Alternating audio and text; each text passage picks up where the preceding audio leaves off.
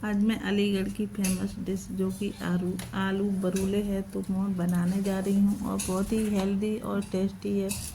आलू चाट और यहाँ पर साबूदाना चाट तो सभी ने बहुत खाए होंगे, पनीर चाट, लेकिन आज मैं आलू बरूले चाट बनाने जा रही हूँ क्योंकि ये अलीगढ़ की फेमस डिश है। इस तरीके से बनाएंगे तो बहुत ही बढ़िया, हेल्दी और टेस्टी है।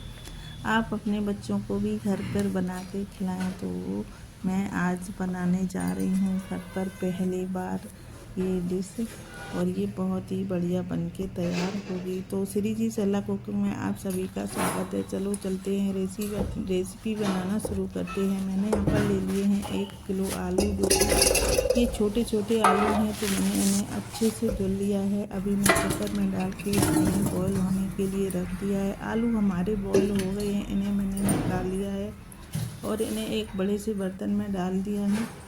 अभी मैं इनमें डाल दूँगी कॉर्नफ्लोर या अरारोट और थोड़ा सा मैं बेसन भी डाल दूँगी, क्योंकि इससे थोड़ा सा क्रंचीपन अच्छा आ जाता है और टेस्ट भी हमारा बेसन का बढ़ जाता है। ऊपर से मैंने भुना हुआ जीरा मसाला, लाल मिर्ची पाउडर, कश्मीरी पाउडर मैंने डाल दिया है, स्वादानुसार नमक भी डाल दिया है, थोड़ा सा आमचूर पाउडर और चाट मसाला भी डाल दिया है। सारी चीज़ों को डाल के मैंने थोड़ा सा पानी डाल के इन्हें अच्छा सा मिक्स कर दिया है। और यहाँ पर कलर लाने के लिए मैंने थोड़ा सा कलर भी डाल दिया है, केसर वाला, तो ऑरेंज वाला, वो इससे कलर अच्छा आ जाता है। तो चटनी बनाने के लिए मैंने ले ली है और ये पालक को मैंने पहले से बॉईल करके रख लिया था। ऊपर से मैंने खूब सारी हरी धनिया डाल दी है और 4-5 हरी मिर्ची ले ली हैं। एक आंवला ले लिया है, जो कि आंवले से एकदम से खट्टेपन चटनी में आ जाता है और आंवला की भी चटनी अलग से बनती है। तो आंवला बिल्कुल ऑप्शनल है, अगर आपके पास है तो डाल दो। मेरे पास तो रखा था तो मैंने यहाँ पर डाल दिया है। और यहाँ पर स्वादानुसार नमक डाल दिया है थोड़ा सा, ऊपर से थोड़ा सा जीरा डाल दिया है, थोड़ी सी हींग और थोड़ा सा पानी डाल के अभी मैंने मिक्सी के जार में इसे पीस दिया है। और ये चटनी हमारी, ये देखो कितनी अच्छी बनके तैयार हो गई है, खट्टी।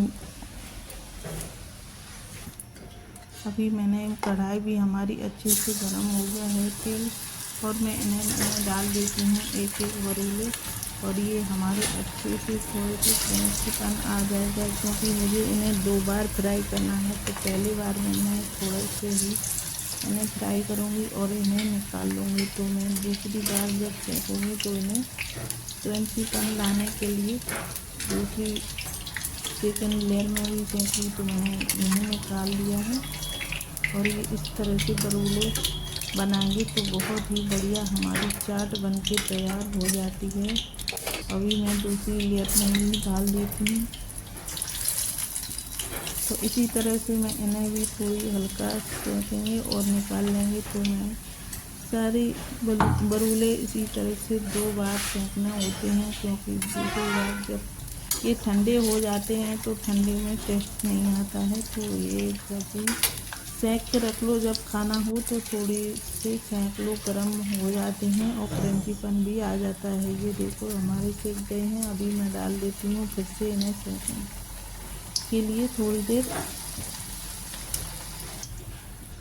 ये भी हमारे, ये देखो सेक के तैयार हो गए हैं और कितना अच्छा क्रंचीपन आ गया है। अभी मैं इनकी प्लेटिंग तैयार करती हूँ। तो मैंने यहाँ पर इन्हें कट करके डाला है और आप इसी तरह से प्रेस करोगे तो तब भी हमारी बरूले चाट अच्छी बनके तैयार हो जाती है। तो इस तरह से मैंने रख दी है और ये एक बार बनाएंगे तो बार बार बच्चे तो बहुत ही ज़्यादा खुश हो जाते हैं खाकर और बहुत ही बढ़िया लगती है। और मैंने यहाँ पर डाल दी है चटनी, और इसे हरी चटनी, थोड़ा सा दही टेस्ट के लिए डाल दो, बहुत ही बढ़िया लगती है ये बरूले। और ऊपर से प्याज, तो मैंने यहाँ पर डाल दिया है टेस्टी नमक, थोड़ा सा काला नमक, और ऊपर से मैंने डाल दिया है लच्छे वाला प्याज कट करके मैंने रखा था। ये देखने में भी बढ़िया लगता है और प्याज का टेस्ट खाने से भी अच्छा बढ़ जाता है हमारी चाट में। तो इस तरह की हमारी अगर वीडियो पसंद आती है तो प्लीज़ लाइक और सब्सक्राइब किया करो। हमारा चैनल भी नया है, प्लीज़ हमें भी सपोर्ट करें।